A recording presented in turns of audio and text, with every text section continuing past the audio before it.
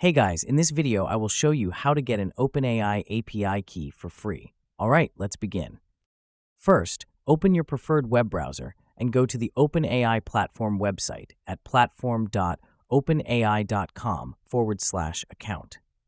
Once you are on the website, sign into your OpenAI account. If you do not already have an account, you can create one for free by following the sign-up process.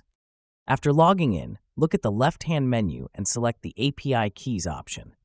This section is where you can manage all your existing keys and create new ones.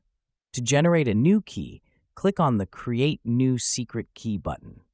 You will then be prompted to give your new API key a name and also select a project. This can be anything that helps you remember its purpose, such as Testing Key or My Project Key. After naming it, click Create Secret Key. Your new API key will now appear on the screen.